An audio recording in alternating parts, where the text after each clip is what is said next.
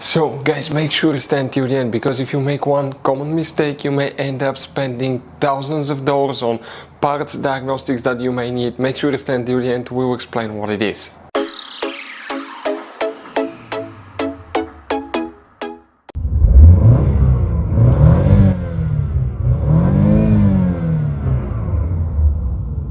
Hey guys, welcome back to Electrical Car Repair Live. Thank you guys for watching and subscribing to the channel. Today will be super helpful video to any of you guys having a Dodge Challenger, that generation here from year 2014 to year 2024. If you have a problem where your Dodge Challenger does not start, it cannot crank, it does not crank, you wonder what causes that, we'll explain what we see quite often in the garage. It could be simple fix. Also, if you need to buy replacement parts, tools at a good price, guys, we'll share the information in the video for your convenience. So let's start on it now. So before we start, guys, let us tell you a little bit about us. Every single car we get here at the garage, we try to make at least 200 to 300 free repair videos. We take them completely apart. We show you how to fix transmissions, engines, bodywork, electrical components, fuses, relays. Why we do all that, guys? Because our mission in the shop is to save you as much money as we can. All we need in return, please subscribe to the channel, like the video, that way we can keep making these free videos. We have, guys, more than 15,000 free repair videos on our YouTube channels that can practically, guys, save you thousands of dollars in future repairs. And if you need to buy parts, tools at a good price, quick shipping, we'll put the links in the description of the video below for your convenience. So if you have a Dodge Challenger that does not start, does not crank, multiple things can cause that, but what you want to check, guys, first is fuses and relays, guys, okay, for engine management, engine starter, ignition, immobilizer, multiple systems that can actually easily cause that. So what do we need to do first, guys? Okay, we'll need to go ahead and open the trunk. In the trunk, leave the carpet liner up on the back side. Underneath you have the spare tire, that's a car battery. Behind it is a fuse box in the trunk. That's a closer look. Press the tabs together, pull the cover up, and you're going to find the fuse box with a layout like this one here. Before we continue, let's explain quickly why it's always a good idea to test fuses and relays. It is, guys, very important to test fuses and relays. On those fuses you cannot clearly see if they're burnt or not, especially you can see in the J-case fuses as well. And if you guys assume, okay, let's say you remove a fuse, you look at it and you assume, guys, that it's actually a good fuse, but it's actually a bad fuse. Sometimes you cannot clearly see that.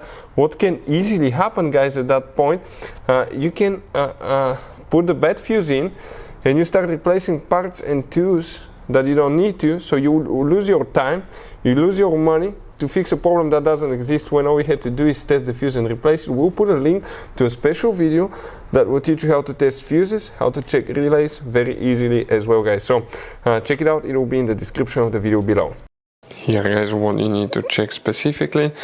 Now we need to, guys, check relay 29. It's known as ignition relay, multiple systems relay. Some of you may have relay 14 here as well. Next, you need to come and open the hood, and that's where we need to check most of the things. Next to the engine on the left side, facing the engine on the left side, have that fuse box. Press the tabs together, pull the cover up, and here, guys, you're going to find that layout here. We need to check now fuse number 4, which is that fuse right here. That's the main engine starter fuse. If that one doesn't work, it will not crank.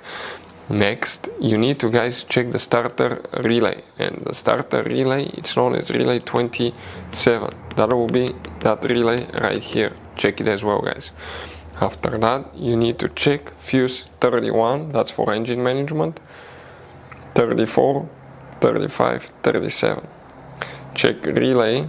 Okay, let me zoom out a little bit so you can clearly see here now.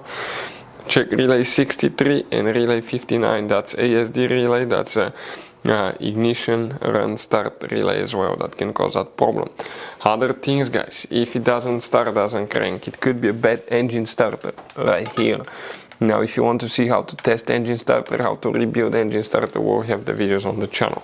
Make sure the engine is not locked up, make sure that it turns as well, because if it's hydro-locked, like water-locked, if it has a bent connecting rod span bearing, that can cause it maybe not to turn over as well. So make sure the engine turns over, make sure it has no mechanical problem, guys.